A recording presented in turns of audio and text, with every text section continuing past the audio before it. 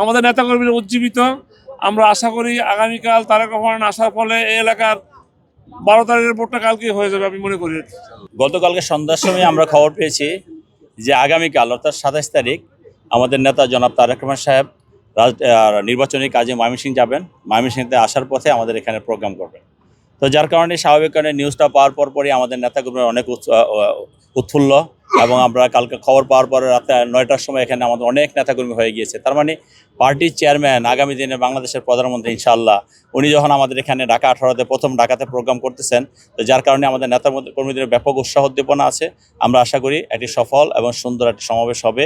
আমরা আমাদের পার্টির চেয়ারম্যান জনাব তারেক রহমান যেই রকম একটি সমাবেশ করতে চাচ্ছেন বা উনি নির্বাচনকে সামনে রেখে ঢাকা 18 সনের একটা প্রবেশদ্বার, এই প্রবেশদ্বারে যে ধরনের প্রোগ্রাম হওয়া উচিত আমি মনে করি তার চেয়ে অনেক, এবং আপনাদের যে আকাঙ্ক্ষা প্রত্যাশা সেই প্রত্যাশার চেয়ে অনেক ভালো প্রোগ্রাম হবে ইনশাল্লাহ।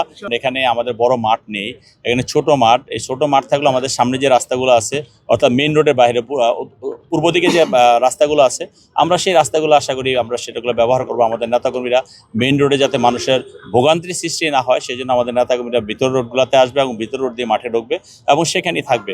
হয়তো সেই ক্ষেত্রে পার্টির চেয়ারম্যানের প্রোগ্রাম করার মতো মাঠ এটা না, আপনার কথা সত্যি, কিন্তু কথা হলো না থাকলে তো কিছু করার নাই, এটাতে আমাদের অ্যাকোমোডেট করতে হবে, চেষ্টা করতে হবে। এবং আমাদের নেতাকর্মীরা অত্যন্ত সুশৃঙ্খল আছে, সেই শৃঙ্খলাবদ্ধ হয়ে যদি থাকে তাহলে আমরা একটা সুন্দর প্রোগ্রাম করবো ইনশাআল্লাহ। আমরা আসলে ওই অ্যাকোমোডেশনের কথা আবার বলি, আমাদের কিছু স্ক্রিন দেওয়া থাকবে এলইডি, সেগুলো বাহিরে সেগুলো ব্যবহার করা হবে। আপনারা তো দেখতেই পাচ্ছেন একদিন পরে তারেক রহমান আসবে, অথচ এখন আমাদের মাঠ লোকজন পরিপূর্ণ হয়ে গেছে। আমাদের নেতাকর্মীরা উজ্জীবিত। আমরা আশা করি আগামীকাল তারেক রহমান আসার ফলে এই এলাকার 12 তারিখের ভোটটা কালকেই হয়ে যাবে আমি মনে করি। কারণ ভোটের পূর্ব পরিস্থিতি আমাদের যা থাকার তা আমাদের ইতিমধ্যে হয়ে গেছে। ইনশাল্লাহ কালকে তারেক রহমান আসার ফলে আমাদের নির্বাচনটা আরও আমাদের প্রিপারেশন শেষ হয়ে যাবে ইনশাল্লাহ। আমরা বিশ্বাস করি আগামী 12 তারিখে ইনশাল্লাহ আমাদের মনোনীত প্রার্থী এই এলাকার জনগণের ভোটে, এই এলাকার সাধারণ মানুষের ভোটে, আমাদের নেতাকর্মীদের সহযোগিতায় ইনশাল্লাহ বিপুল ভোটের মাধ্যমে আমরা ধানের শীষকে জয়ী করাতে পারবো ইনশাল্লাহ। কথা পুরো বাংলাদেশে আগামী 12 তারিখে যে নির্বাচন হবে তারেক রহমানের নেতৃত্বে বিএনপি যে নির্বাচনে অংশগ্রহণ করবে, পুরো দেশে আমাদের মনোনীত প্রার্থীরা ইনশাল্লাহ জয়ী হয়ে ফুলের মালা আমরা তারেক রহমানের গলায় পরিয়ে দিব ইনশাল্লাহ।